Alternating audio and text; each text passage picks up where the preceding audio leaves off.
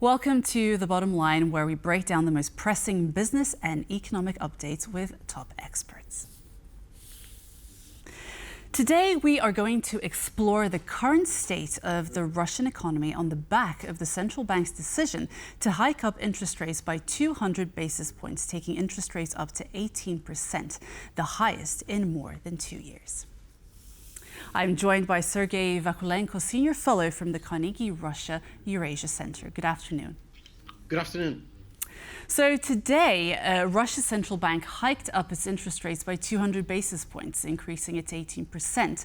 So these are drastic measures for desperate times, would you say?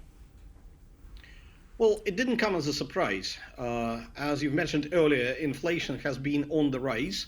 There was a number of factors driving up that inflation. So central bank did a textbook move, raising its interest rate by 10%. Of course, 10% of the basis, right? So 200 basis points sounds huge, but if your previous rate is 16, that's not adding that much.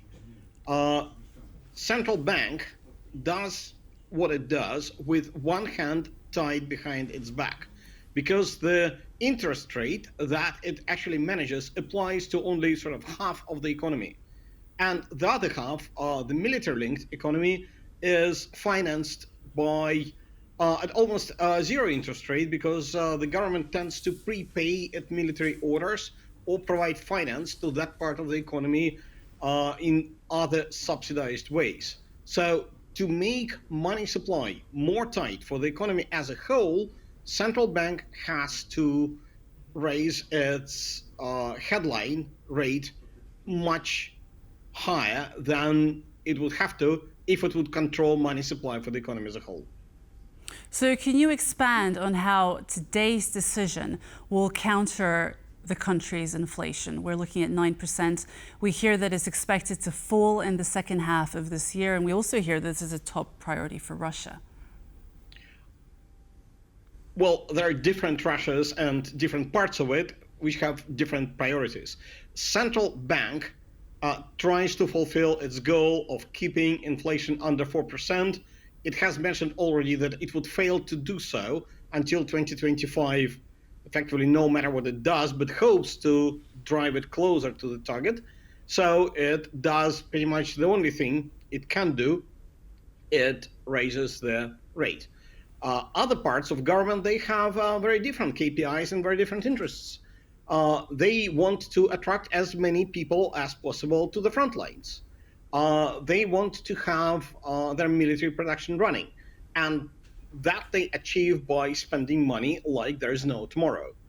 The main difference that happened in Russia since 2022 is, if you wish, two, again, textbook cases. One is Dutch disease.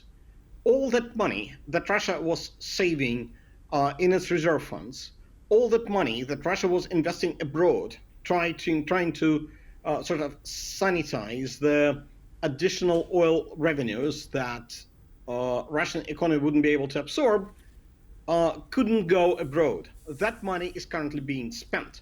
So there's a sudden influx of cash in the economy. On the other hand, manpower took a nosedive.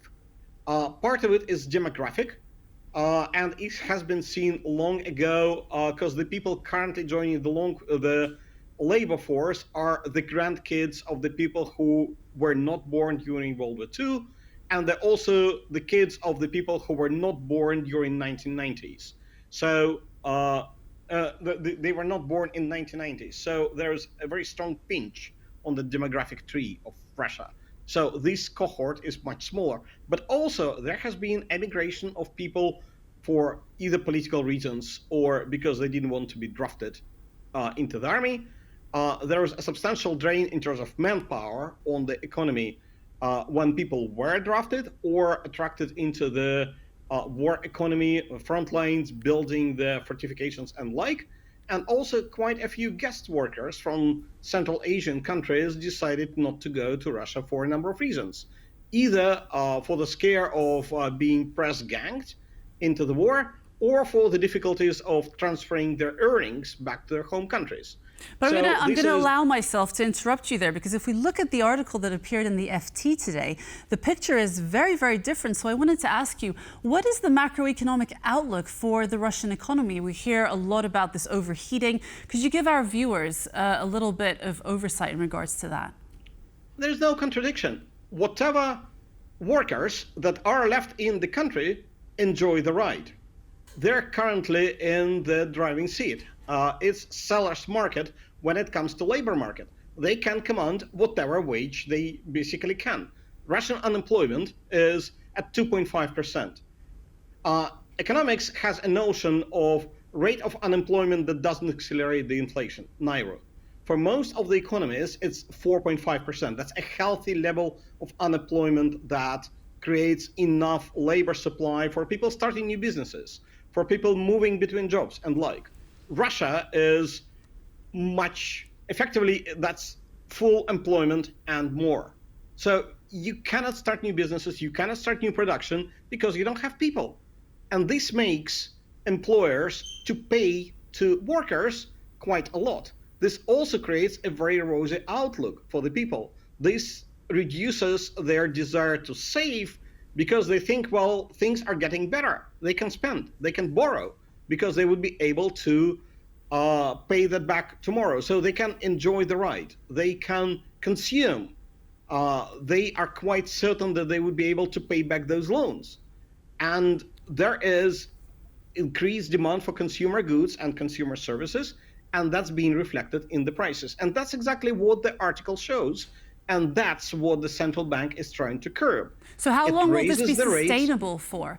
Because, you know, if we look at this article and many others that have been popping up, you know, ordinary Russians are, you know, saying that their wages, their real wages have gone up by well over 10%. They claim that Russia is a wonderful city to live in. There are a lot of positives that are emerging, but obviously this is not sustainable. So can you explain this from the perspective of ordinary Russians? Like how long will this be able to be maintained? When will the bubble burst? Ordinary Russians don't tend to make long-term plans because last 30 years have prepared them that you live only once and there is no tomorrow, and tomorrow things are going to change. Nobody knows how. So Carpe diem, grab the day. And that's exactly what they do.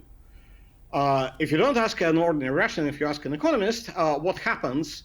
Russia has switched its policy from trying to conserve the capital to conserve its oil riches, to spending it like, again, there is no tomorrow. What happens is that oil prices are staying high. Traditionally, at the time of high oil prices, Russia would squirrel away some of the money to use it, theoretically, when the oil prices are low, like it was in 2014, like it was in 2020. Turns out that in most of the cases, Russian government didn't really spend that money and left the population to cater for itself. It actually was saving money for the war, as it shows. So now, if oil price goes down or oil revenue goes down because of the embargoes, price caps and like, this party would stop. But so far, while oil flows at the rate it does, while Russia manages to earn as much as it can for its oil, life is great.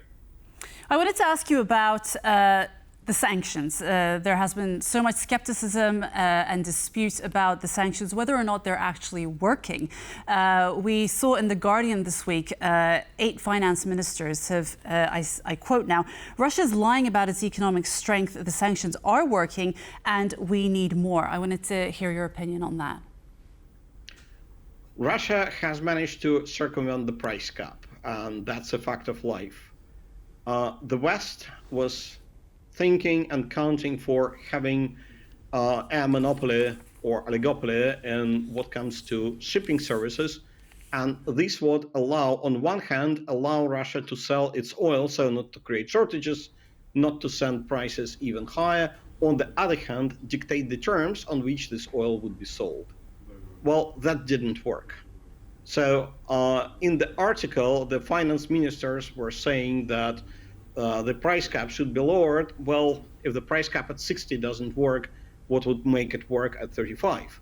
They're saying that a more effort is needed to make it work, probably to go with secondary sanctions at the ones who are willing to buy Russian oil above $60 a barrel. That's China and India. If there would be a successful way to make those countries to pay only $60 a barrel, things might be different. Okay. Whether there is a lever that can force those two countries to play along the West in the economic war with Russia is a good question. I'm not so sure about that. Okay, thank you very much for your insight. That was Sergey Vakulenko at the Carnegie Russia Eurasia Center joining us from Berlin. And follow us for more latest business stories on tvpworld.com and on our X handle, tvpworld_com. Thank you so much for joining us on The Bottom Line. I was your host, Marie Cato. Join us again on Monday at 5 p.m. CET on TVP World. But don't go away now. Coming up next is World Talks, where Claudia Czerwińska speaks to Daniel Shadmi about Kamala Harris and her stance regarding the Israel-Gaza conflict. Goodbye.